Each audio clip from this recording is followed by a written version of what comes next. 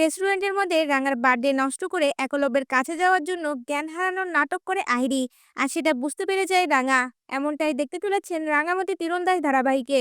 আহিরি সকলের সামনে নিজেকে ভালো হয়ে গেছে এটা প্রমাণ করার জন্য রাঙা ও একলব্যকে এক করার চেষ্টা করে। রাঙার বার্থডে উপলক্ষে রেস্টুরেন্টের মধ্যে টেবিল বুক করে আহিরি, আর সেই টেবিলটা নিজে অ্যারেঞ্জ করে। এরপর আহিরি সেখানে দাঁড়িয়ে একা একা বলতে থাকে, রাঙা তুমি আমার যত বড় ক্ষতি করেছো তার সকল কিছু আমি সুদে আসলে তুলে নেব। আগে তোমার এবং একলব্য সহ বাড়ির সকলের বিশ্বাস অর্জন করব। এরপর আমি তোমাকে সকলের জীবন থেকে সরিয়ে দেব। ওয়েট অ্যান্ড ওয়াচ, এই বলে রেগে একদৃষ্টিতে তাকিয়ে থাকে। অন্যদিকে রেস্টুরেন্টে যাওয়ার জন্য পাঞ্চালি রাঙাকে সুন্দর করে সাজিয়ে দেয়। রাঙা সাজানো হয়ে গেলে পাঞ্চালির সাথে সাথে বাড়ির সকলকে দেখে রাঙাকে দেখাতে থাকে। একলব্য রাঙাকে দেখে অপলক দৃষ্টিতে তার দিকে তাকিয়ে থাকে। এদিকে একলব্যের মা রাঙার কাছে গিয়ে তাকে ধরে বলে ওঠে, বাহ, বেশ সুন্দর লাগছে তো তোকে রাঙা। এরপর একলব্যর দিকে তাকিয়ে একলব্যের মা বলে ওঠে, কিরে আক্কু, কেমন লাগছে বল।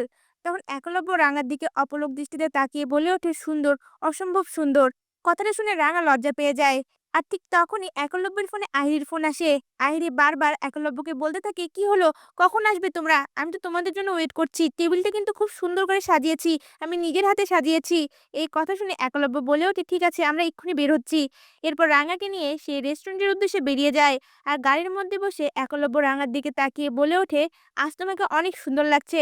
রাঙাও তখন লজ্জা পেয়ে বলে ওঠে, কি যে বলে সুরন বাবু। এরপরে রাঙা ও একলব্য সেই রেস্টুরেন্টে পৌঁছে গেলে আহিরি নিজে ফুলের বুকে নিয়ে তাদের জন্য অপেক্ষা করে। আর রাঙার হাতে ফুলের বুকেটা তুলে দিয়ে বলে ওঠে, রাঙামতি, আজ তোমাকে অনেক সুন্দর লাগছে, wish you many happy returns of the day. রাঙাও তখন খুশি হয়ে আহিরিকে বলে ওঠে, তোকে ধন্যবাদ আহিরিদি, তুই এতটা আমাদের জন্য ভেবেছিস। তুই যে নিজেকে এতটা পাল্টে ফেলবি আমি কখনো ভাবতেই পারিনি। এই কথাগুলো শুনে আহিরি মনে মনে বলতে থাকে, আমি নিজেকে পাল্টাচ্ছি একলব্যকে আবারও আমার করে পাওয়ার জন্য। রাঙা, কিছুদিন অপেক্ষা করো, দেখবে সবকিছু আমার হয়ে গেছে। এরপর দেখা যায় আহিরি নিজে একলব্য ও রাঙাকে সেই টেবিলের কাছে নিয়ে যায় আর বলে ওঠে, এই টেবিলটা আমি তোমাদের জন্য বুক করেছি, দেখো তো কেমন হয়েছে। আহিরি ও একলব্য দুজনে অনেক খুশি হয়ে যায়। এরপর দেখা যায় আহিরি সেখান থেকে চলে গেলে একলব্য রাঙার হাত ধরে বলে ওঠে, রাঙা, আমি চাই আমাদের সম্পর্কটা আবার প্রথম থেকে শুরু হোক, আমাদের সম্পর্কটা স্বামী স্ত্রীর মর্যাদাটা পাক। এই কথা শুনে রাঙা লজ্জা পেয়ে যায়।